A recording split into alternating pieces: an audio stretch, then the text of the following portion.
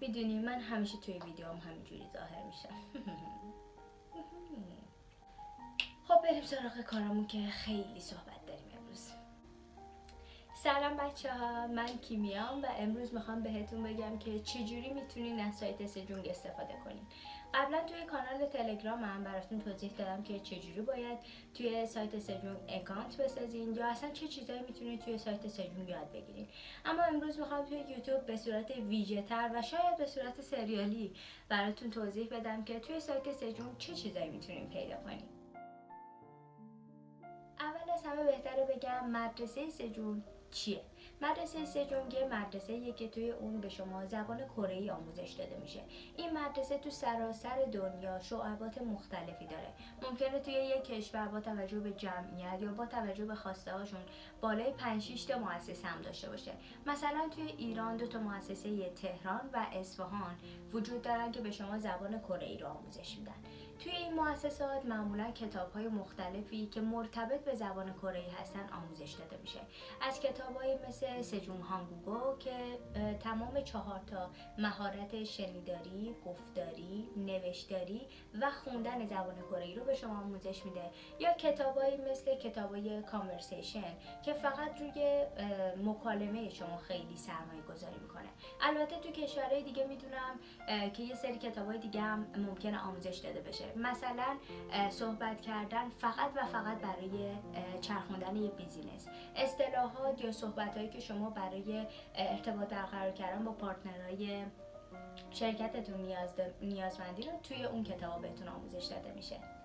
تمام اینا رو بهتون گفتم که بهتون بگم مدرسه سجونگ دقیقاً چیه، کجاهاست و قراره چی بهمون یاد بده.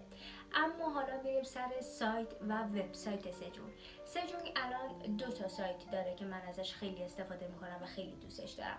یکی سایت اصلی سجونگ که آدرسش اینه و یکی دیگه هم سایت آنلاین سجونگ. البته که این 2 تا مؤسسشون یکیه و تقریبا میشه گفت یه روش و راه و پیش گرفتن برای آموزش دادن، اما یه سری تفاوت‌ها هم دارن.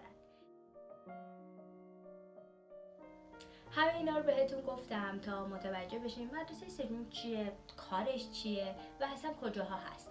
اما اگر بازم درباره مدرسه سجونگ سوال داری یا همین پایین برام کامنت بذار یا چند تا پست برو پایین‌تر و این پست رو پیدا کن و حتما ببینش. ولی بازم اگر سوال داشتی میتونی همینجا ازم بپرسی. بریم سراغ بقیه ویدیو.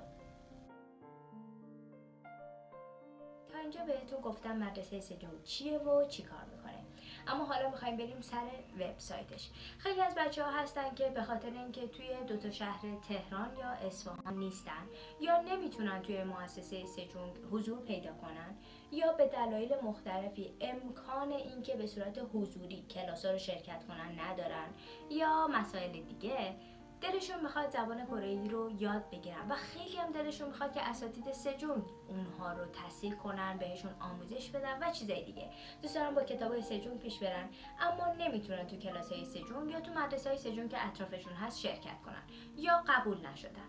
اما اینجا سایت سجونگ میاد وسط و کمکتون میکنه که زبان کره‌ای رو خیلی راحت یاد بگیرید. یه چیزی که توی این سایت خیلی باحاله اینه که تمام آموزشاش درباره هر چیزی که باشه، از مهارت زبان کره‌ای گرفته تو 4 تا مهارتی که هر زبان آموزی باید یاد بگیره، یعنی گفتاری، شنیداری، خوندن و نوشتن، تا چیزهای مختلف مربوط به فرهنگ، از اینکه چجوری باید غذا خورد توی فرهنگ کره‌ای، چه کارهایی بیادبی محسوب میشه سر میز کره‌ای که نشستن، یا چیزهای مختلف دیگر رو توی این سایت بهتون آموزش میده. این سایت پر از ویدیو و کارتون و اینجوری نیست که فقط مطالب آموزشی و این گرامر رو استفاده کن، اینجا استفاده کن، اینجوری استفاده کن داشته باشه. خیلی سایت باحالیه و ساختن اکانت توش خیلی راحته. شما به راحتی میتونید فقط با چند تا کلیک با زدن یه ایمیل، اسم و فامیلتون و کشوری که توش زندگی میکنید راحت توی سایت اکانت بسازید. البته خواهش میکنم توجه کنید. این حرفیه که من هر روز از چند نفر از بچه‌ها میشنوم، اینکه سایت رو براشون باز نمیشه، نمیاد بالا، یا حتی با اینکه اکانت ساختن و رمزشون هم درسته و مطمئنن که ایمیل براشون اومده، ایمیلشون درسته، ولی بازم نمیتونن وارد سایت بشن. دلیلش فقط و فقط اینه که بهتره از پی سی یا لپتاپ استفاده کنید یا حتی تبلت. بعضی وقتا سایت روی موبایل خیلی خوب جواب نمیده. نمیدونم بعد از کدوم سطح شروع کنم، کدوم کتابو شروع کنم، اصلا بعد کجا برم. خب اولین کاری که وقتی اکانت ساختین انجام میدین اینه که بهتره برین تعیین سطح بدین. تعیین سطحی که میدین توی 2 قسمت تقسیم بندی شده. دسته اول مبتدی و دسته دوم گروهی که یکم پیشرفته تر هستن. با توجه به اینکه شما 2 سطح مختلف دارید، ممکنه یک سری از مهارت رو تو گروه مبتدی حذف شده باشه تا راحت‌تر بتونن سطح شما رو تشخیص بدن. شما تقریبا برابر کدوم کتاب سجونگه. اینجوری خیلی راحت میتونید برین کتابی که سجون بهتون معرفی کرده یا حتی یک سطح پایین‌ترش رو شروع کنید به خوندن و مهارت کره‌ایتون رو ببرین بالا. اگر شما به کره جنوبی، زبان و فرهنگش یا هر چیز دیگه ای که مرتبط میشه بهش علاقه‌مندین، وبسایت سجون یه وبسایت فوق‌العاده است برای اینکه علاقتون رو بیشتر کنید یا بیشتر بدونید. به خاطر اینکه توی این قسمت که کارتون ها و ویدیوهای مختلفی قرار داده شده، شما میتونید درباره فرهنگ عامه مردم، فرهنگ غذا خوردن یا اینکه چه غذایی مناسبه، چه عید و چه روز خاصیه رو کامل متوجه بشین. یه سری چیزایی که توی فرهنگ عامه مردم کره خیلی چیز عادیه و حتی اصلا خیلی پیش پا افتاده است، ولی ممکنه باعث بشه که یه شوک فرهنگی به افرادی وارد بشه که تازه وارد کره شدن یا کلا با فرهنگ کره آشنا نیست. این وبسایت فقط وبسایت آموزشی نیست، کلی جایزه هم داره. حالا جایزه هاش چی هم؟ با توجه به اینکه شما چه مسابقه ای رو میخواین شرکت کنین، جایزه هاش متفاوته. شما میتونین مهارت کره‌ایتون رو محک بزنین، یعنی سیکل بنویسید، انشای کره‌ای بنویسید یا یک متن نوشته بنویسید و همزمان که اساتید کره‌ای به صورت آنلاین متن شما رو میبینن، شما رو تصحیح میکنن یا به میگن چجوری میتونید مهارت نوشتنتون رو افزایش بدید یا بهتر بکنید و از چه کتابایی توی سایت بهتر استفاده کنید. شما توی مسابقه هم راه داده میشین و با توجه به اینکه هر چقدر مطالب بیشتری رو آپلود کنید و مطالب درست تری رو آپلود کنید، امکان و شانس برنده شدن شما توی مسابقه ماهانه سجون بیشتر میشه. اما این فقط یکی از مسابقه‌های سجون که شما میتونید با نوشتن انشا یا فرستادن وایس یا ویدئوی خودتون که دارین کره‌ای صحبت میکنین هم سطح کردن و کره‌ای گفتنتون و کره‌ای نوشتنتون رو بهتر و بیشتر کنید، هم این که اساتید شما رو تصحیح کنن، هم که توی مسابقه شرکت کنید. اما میریم سراغ مسابقه‌های بعدی سجون. یکی از مسابقه‌های سجون که هر ماه برقراره و هر ماه هم حداقل 4-5 تا برنده داره، مسابقه‌ایه که شما باید توی اون از مطالب سجون استفاده کنید. هر مطلبی که یاد میگیرین یک سری امتیاز به شما داده میشه. هر ویدئویی که میبینید یا هر مهارت از کتاب‌ها رو که تکمیل میکنید یه سری امتیاز به شما داده میشه و با توجه به این جمع امتیازها و شرایطی که گفته شده، اگر تمام شرایط رو رعایت کرده باشین و شما جزو 10 نفر یا 20 نفر اول اون جدول باشین، به شما یه پوان داده میشه و در واقع یک جایزه کوچیک بهتون میدن. اما فقط اینا نیست، شما میتونید تو کلی کویز دیگه که هر کدومشون جوایز متناسب با خودشون رو دارن هم شرکت کنید.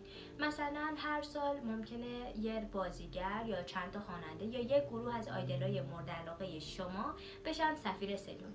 مثلا الان لیمینهو سفیر سجونگه. در نتیجه چیزایی که سجون ممکنه از آیدل ها بیاد به شما هدیه بده، قاعدتا یک سری چیز از لیمینهو هم همراهش هست. مثلا فوتوکارت امضا شدهش یا مثلا کلندر تقویم سال جدید با حضور عکسای لیمینهو.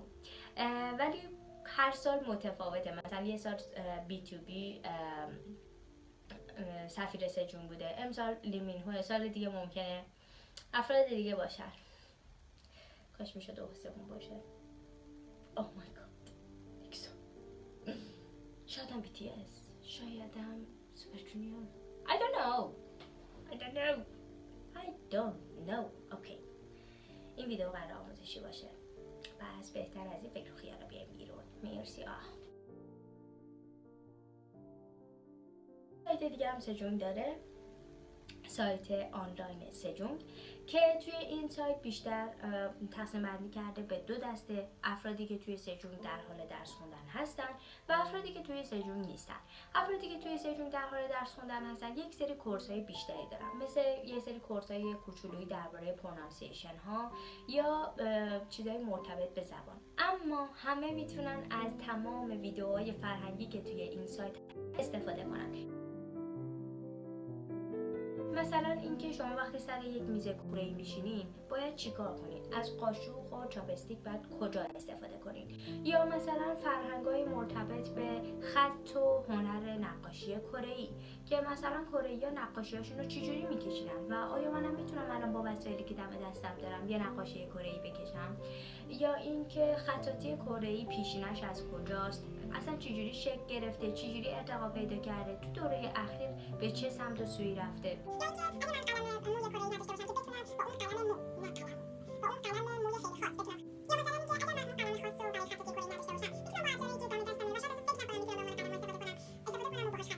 چیزهای مختلفی وجود داره که شما میتونید توی سایت ازش یاد بگیرین، ویدیو رو تا ته ببینید و کلی به فرهنگ و هنر و چیزایی که از کره میدونید اضافه کنید. جذابیت سایت سجون برای من اینه که تمام آموزشاش رو بدون حتی گرفتن یک قرون و کاملا رایگان برای شما قرار داده و این یعنی شما میتونید اگر بخواید از این آموزش‌ها راحت استفاده کنید. ویدئوی امروز یه توضیح اجمالی درباره سایت سجون بود، یه توضیح کوتاه درباره اینکه توی سایت سجون چی میتونید پیدا کنید و اصلا سایت سجون چی هست. اما اگر نمیدونید چجوری باید اکانت بسازین یا مثلا اکانت ساختین اما نمیدونید باید کتابا یا مطالب آموزشی رو کجا پیدا کنین، حتما به کانال تلگرامم سر بزنین. اونجا با توضیحات بیشتر و خیلی طولانی تر براتون توضیح دادم، ولی اگر بازم سوالی داشتین همین پایین ازم بپرسید. مرسی که تا اینجا دیدین. خدافظ.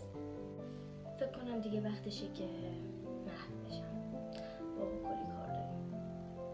خب کانال شما ارادت.